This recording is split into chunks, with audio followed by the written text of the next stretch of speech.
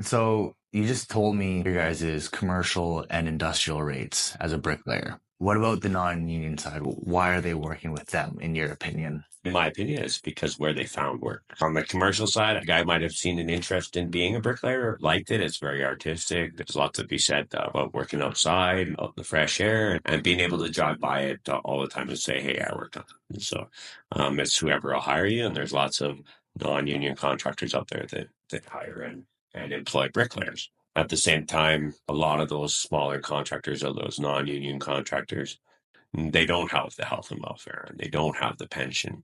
In my opinion, some of them set it up that way. They're still charging the same, but they're using that money as their profit margin. That becomes their profits, and they're actually keeping the health and welfare and pension, and that is the profit for the company.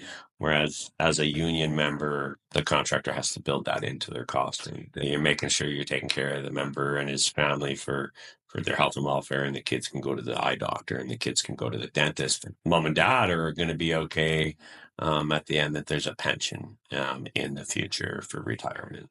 Let's just use $100 as an example. Okay, with the union side, I charge out my bricklayers at $100 an hour, just for stupid simple math. $25 will be taken off. That'll be going towards your retirement, and another 25 will come off, and that'll go towards your benefits. Of the remaining amount, that $50, that's yours in your pocket. So if it's non-union, I'm still charging you for $100, but I'm skimming that $50 instead of paying you Yeah, our a retirement and benefits. That goes in my pocket, yeah, and here's your $50. that's right. And if you want health and welfare and pension, that you're going to put that away out of your $50. Now you're going to put that away yourself. If you're going to have a health and welfare plan through Blue Cross or Green Shield or something like that, you're going to pay for it yourself out of your pocket. And if you're going to have putting away money for retirement, you're going to use RRSPs and you're going to have to take that out of your portion of it. You've had people in the past, or even probably more recently, come from non-union jobs, whether that be Clack or wherever it may be. And have they openly talked to you about like the rates they were getting before, or whatever it may have been, rates, pension, retirements? Have they ever talked to you about that and compared it?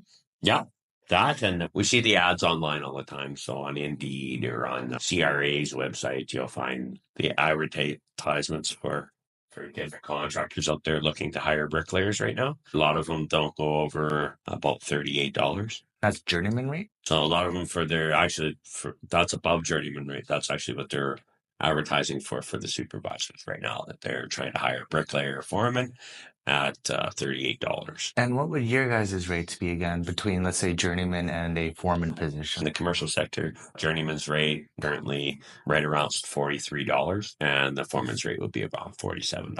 There's a huge, huge difference. Big difference. Yeah. The non-union guy, he's out there. He's still charging the same as the union contractor. He's just pocketing more of the profits. Sometimes they'll go out and they'll cut pricing. And when I've talked to some of the guys that come from the non-union sector, they'll say, well, the final straw for me was the boss came up and said, I'm sorry, I can't pay you the $38 for this next project. I can only pay you 33 because I had to put a lower bid in to get it away from the union contractor. Which is bullshit. Yeah. And they'll just say, oh, I had to cut some costs. Every time the non-union contractor needs to cut costs, it's going to be right off of the workforce. When he needs to take some money out of the bid, it's going to come out of the wages of the workforce. He doesn't value the workers as much as the other contractors. He doesn't put that value into your family and your health and welfare and your future. He just wants to get the job done right. So you as a business manager, I'm assuming at some point or another, have had to sit down with other business managers. Have you heard that same issue with other trades, whether that be iron workers, carpenters, scaffolders, welders, you name it? 100%. 100% that out there in the industry, there's a lot of contractors that run around and there'll be non-union contractors and they really don't. They don't have a lot of value for the tradesmen that are working for them. They just want to get the job done right now. They're charging them out at the same rate as the union contractors for the most part, or very, very close to. And what they're doing is they're pocketing the health and welfare and pension money. That's part of, they're building that into their profit margin. They're building that money instead of paying it out for those members or worried about those workers or their workforce and their family and their health and welfare of the family in that future. They're using that as part of their profits, and they really don't care about the health and welfare of employee or the future for that employee. They just want today's job done right now. That's it. And the other thing I would say is the non-union sector and the clock sector, they only make what they make because the unions make what we make. And if there is no trade unions, if we lose all of the trade unions and lose all the public sector unions, that is the beginning of the race to the bottom. Because without representation and if the trades don't stick together, if the workers don't stick together, that is survival of the fittest. Some guys are going to make more, but most guys are going to make a whole lot less. And they're going to say, I'm the only show in town. What are you going to do about it? Wobble. If you lost the union, you lose that opportunity. And I would say it to the clock guys.